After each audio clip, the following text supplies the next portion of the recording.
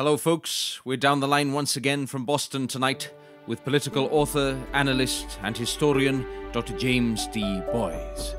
I'm Michael L. Roberts. This is the American Chronicle.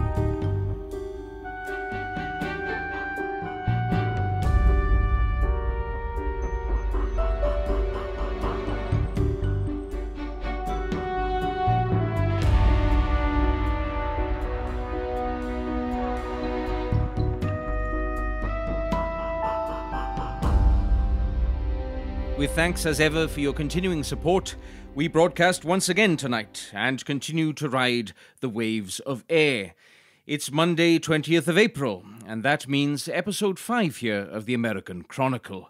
Perhaps, unsurprisingly, there's much as always to get through, and in a week that saw the effects of long-term media trends on both sides of the ideological pendulum come to play so substantive a part in the machinations and communications of the US political sphere, I felt tonight's show should include a thematic awareness of the role of the US media leading up to and during this first term of Donald Trump's presidency, incorporating, of course, the corona crisis.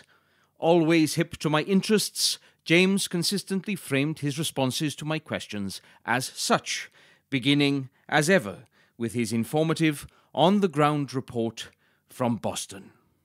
So hello again from Boston, where the continuing situation has changed very little in terms of the positive, but if anything has deteriorated, quite frankly.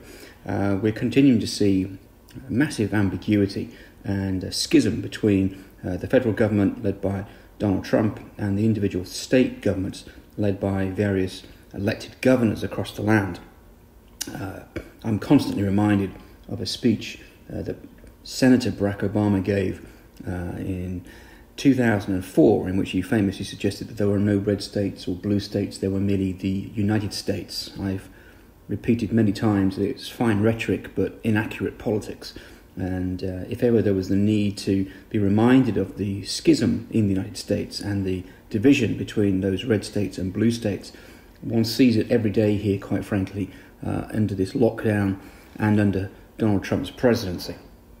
We are seeing a massive division between those states, particularly on the West Coast, here on the East Coast, and in certainly the central part of the sort of Great Lakes region, in which you're seeing a great coming together of both Democrat and Republican governors, mainly Democrat, but certainly some Republican governors, who have banded together to decide that they as a group will be the final arbiter about when and how any restrictions will be lifted in their states.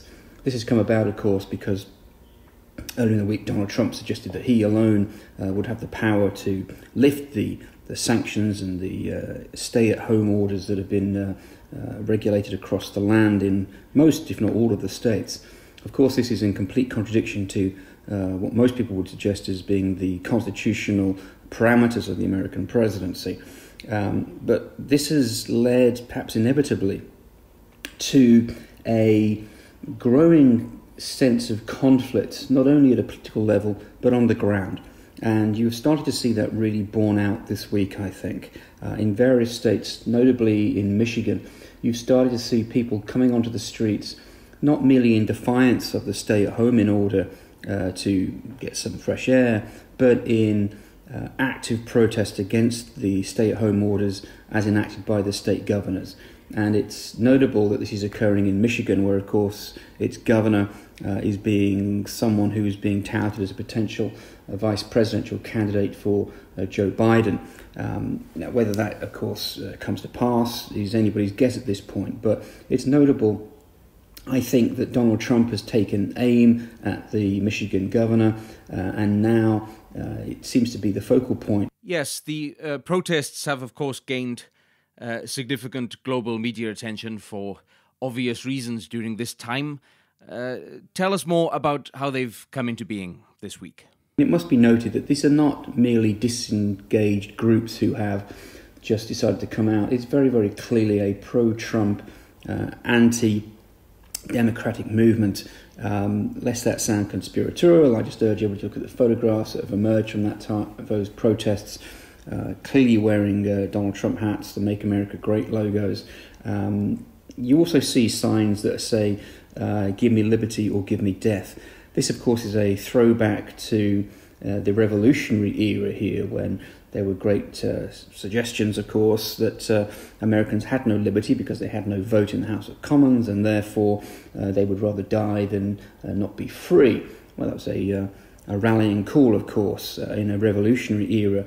It's notable that those signs have started to appear upon the streets in American cities, protesting against the lockdown in place designed to safeguard public health and public safety. Give me liberty or give me death. Well, quite frankly, the people who are on the streets at this point protesting risk being granted both their liberty in terms of their ability to go and protest, but also death if the suggestions about how this virus are being spread is anything to go by gathering in those manners. I think they are indeed inviting greater tragedy. And of course, what we've seen in the last 24 hours actually in Michigan is these protests being confronted by healthcare workers who are trying to prevent these individuals from gathering and protesting, not in an attempt to prevent their First Amendment rights, I think, but very much an attempt to try and safeguard public health and public safety.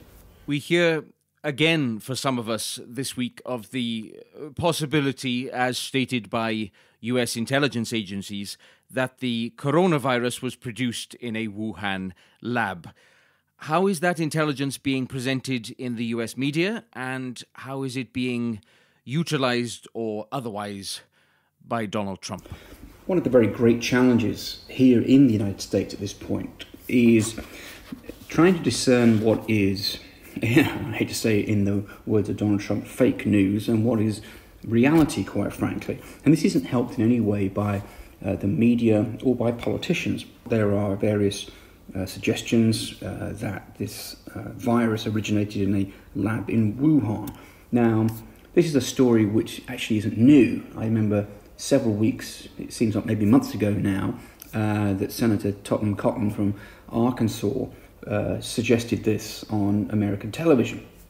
And he was roundly attacked for suggesting this, as though this was an attempt by the Chinese government to weaponize a virus to unleash it upon Western civilization.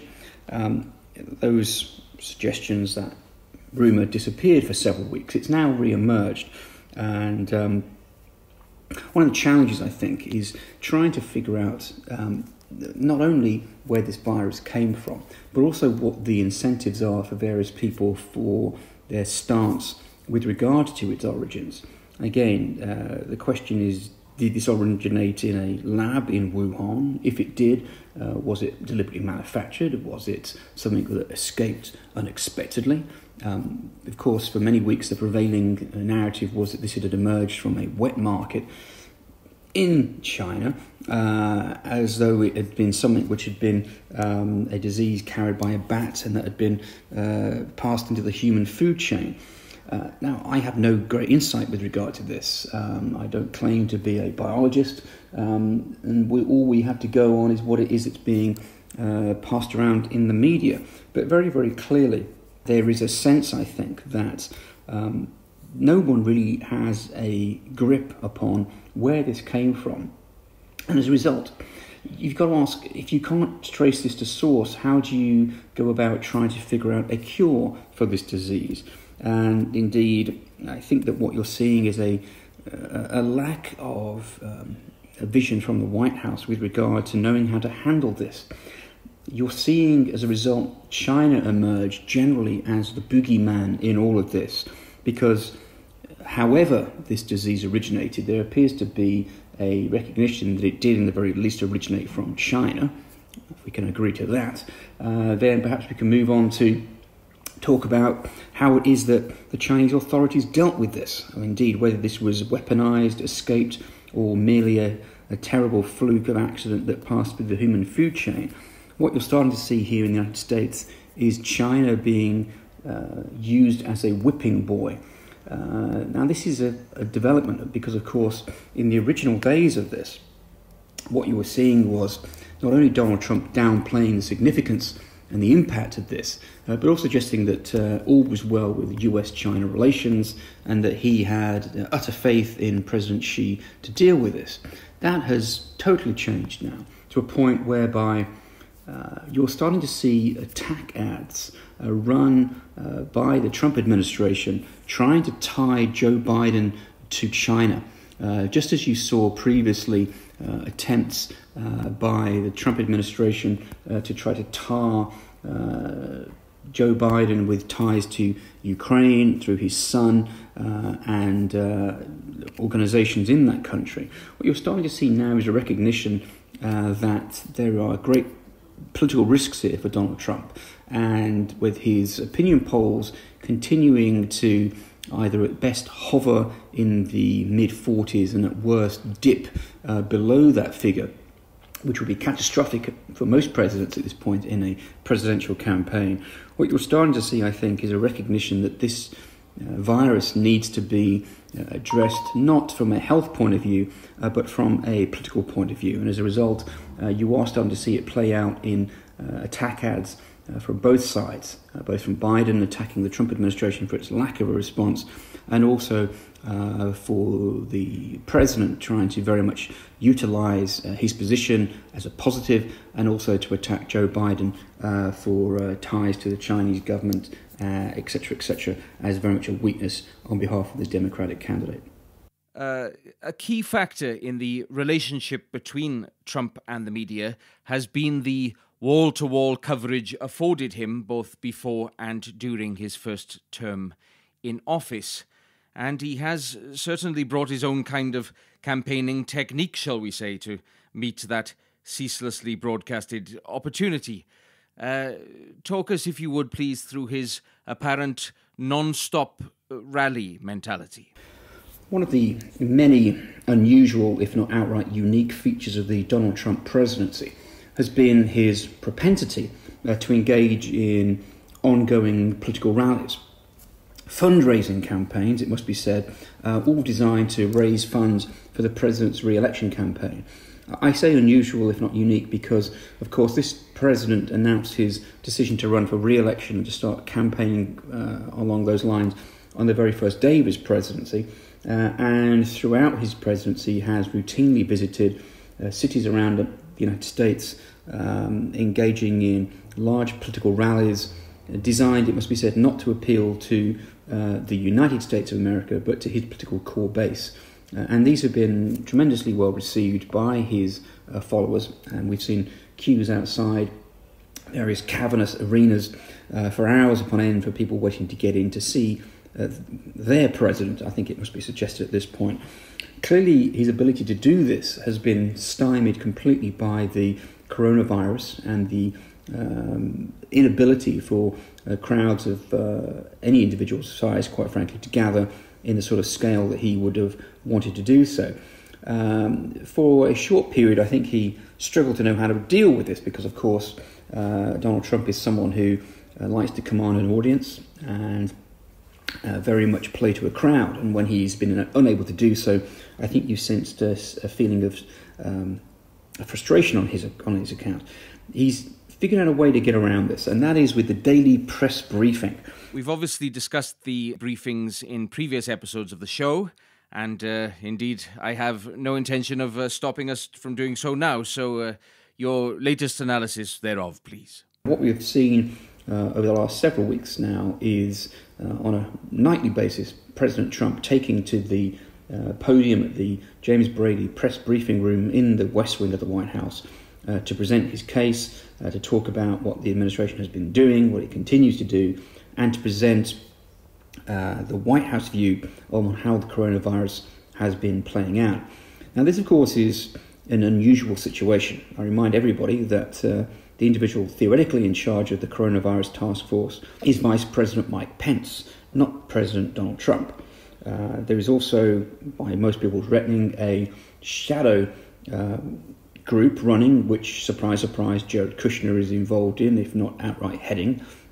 Jared Kushner, not the renowned biologist or expert in any sense with regard to viruses, but a property developer, much like his more esteemed and successful father-in-law.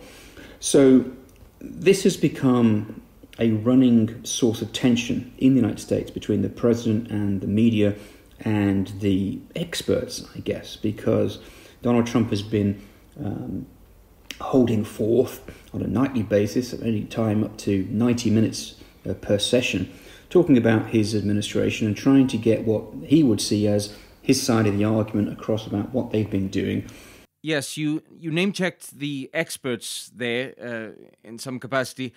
How is that whole Trump versus Fauci and versus other experts dynamic unfolding on this rally briefing platform this week?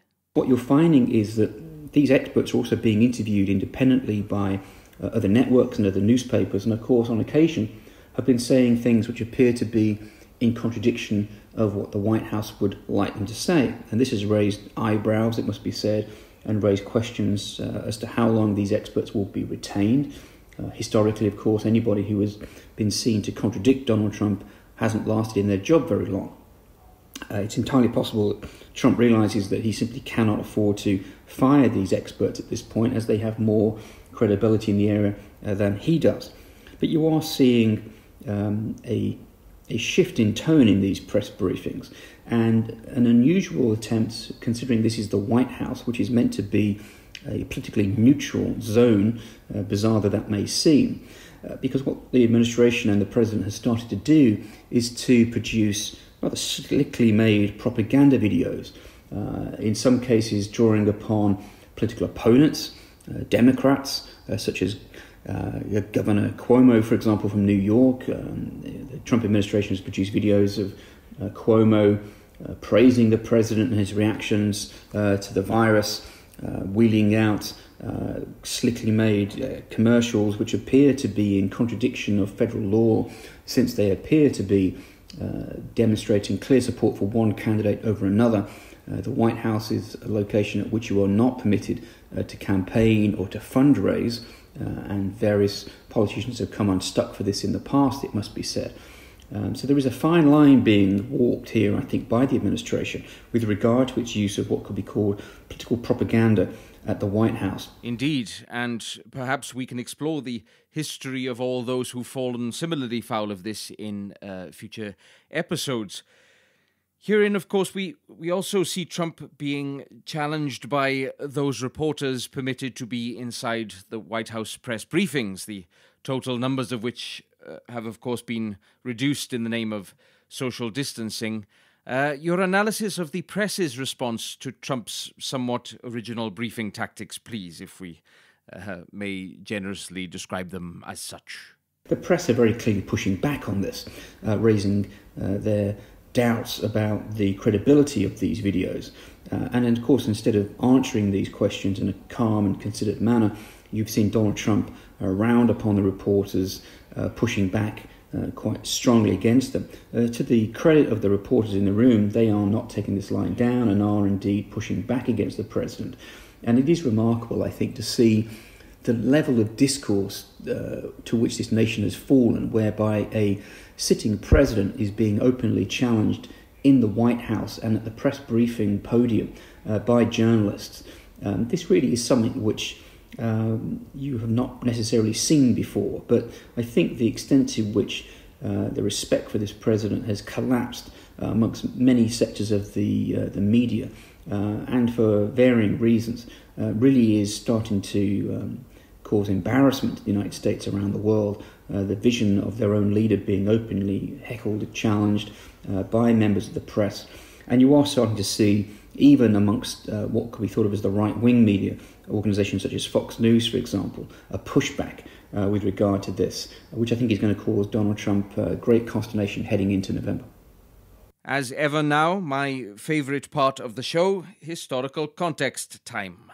And in line with the media-based theme of tonight's episode, I thought it would be interesting to get your analysis of the major US news outlets, the CNNs, the MSNBCs, etc., and of course, in particular, Fox News, and perhaps to get a balanced appraisal of their interaction with and impact upon the US body politic, please? I know it's something that you and I have spoken about in depth, and I feel it would be quite useful for UK listeners here. The schism that exists in American political life in this day and age is clearly reflected in the American media. Even those broadcast networks, which internationally, I think, such as CNN, appear to be relatively neutral. As soon as you transition into the United States, those domestic channels very clearly, I think, sit within one of two political camps. You have MSNBC very much on the left, CNN increasingly, if not on the left, then certainly anti-Donald Trump. And of course, everybody's bête noire, it would seem at least, Fox News seemingly to be further and cemented on the right of the political spectrum. I think it's important to recognise, however, that whilst there is a great deal of truth to those stereotypes, Fox News needs to be understood far better, I think, than perhaps it is understood at present, certainly internationally. The understandable image of the network, I think, is one of unremitting anti-democratic sentiment, pro-Republican sentiment, and this has been borne out across many years. It was, of course, a great platform for Donald Trump during his campaign. It was bitterly anti-Barack Obama during his presidency, and I think a great deal of resentment has built up between the network and the Democratic Party as a direct result. And of course, Donald Trump has routinely appeared on the show during his presidency. To suggest, however, that it is monolithic is to make a mistake, and I think it is recognised, at least here in the United States, at a professional level, that there are two distinct elements to the network. There are those individuals who appear upon the network very much as political reporters who are committed to revealing facts of American political life and would be viewed as professional journalists. And that would include people like Chris Wallace, for example, son of the renowned journalist Mike Wallace, who was a giant in American political reporting.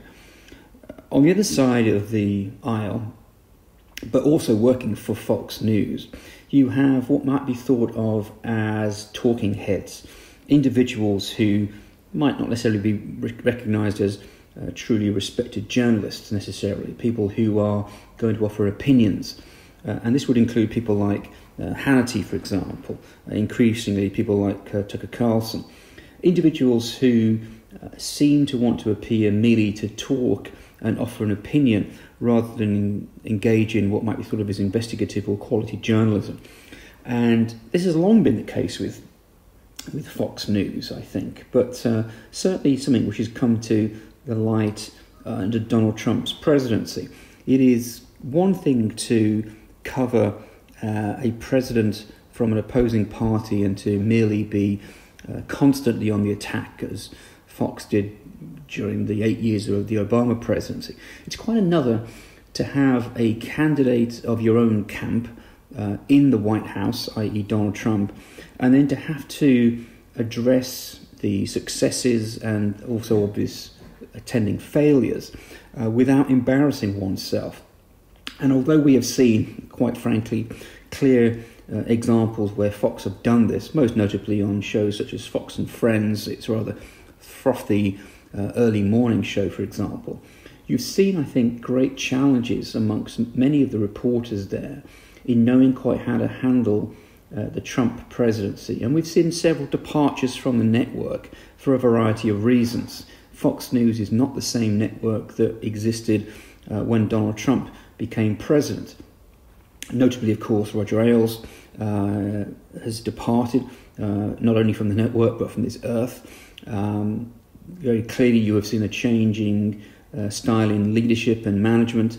Very clearly, I think there is a recognition that the Murdoch era is going to be drawing to an end one way or the other in the coming years.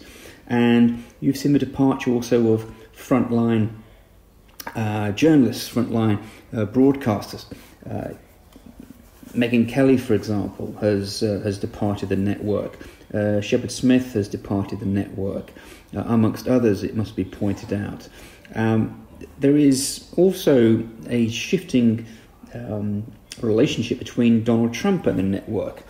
Donald Trump was very, very happy to praise Fox News to the moon, quite frankly, as long as they were giving him absolute loyalty and being seen to be totally opposed to the Democratic Party. Needless to say that was never going to last forever, and indeed it hasn't. This last weekend, Nancy Pelosi, the Speaker of the House, appeared on Chris Wallace's show. Chris Wallace is one of several journalists who, across the networks, host a show that goes out here on a Sunday morning. All the networks do it, and you see very often the same politician trying to appear upon all the networks, or at least several of them. What you saw this weekend was Nancy Pelosi speaking with Chris Wallace and being asked about Donald Trump's reaction to the coronavirus and giving Donald Trump rather poor scores, as you might imagine. The president, instead of taking this in his stride and attacking what it was that Pelosi was saying, as well as doing that, he also attacked Chris Wallace for having the temerity to give Nancy Pelosi airtime, suggesting that this was a clear sign of the demise of Fox News. Well, Fox News' famous tagline is fair and balanced, and whilst we can certainly take issue with the extent to which it has ever been fair or balanced, it really would be quite something for them not to want to interview the Speaker of the House, an important position within the American system of government, whoever is holding that position. And quite clearly Chris Wallace was well within his rights to do so. And I think it speaks perhaps to the extent to which Donald Trump really is failing to appreciate the majesty of his office, and in the eyes of some losing a grip upon reality, that instead of fighting the coronavirus, he appears to be more intent now upon fighting not only his political enemies but also his political allies. And of course, the longer that goes on, the more dangerous that arguably becomes, I think, for President Trump. Until next Monday then, this has been the American Chronicle, with music by Chris Warner. I'm Michael L. Roberts. Follow Dr. James D. Boys on the links below. Tune in Thursday to the Voicing the World Late Night Noisecast. Good luck, and ever onward.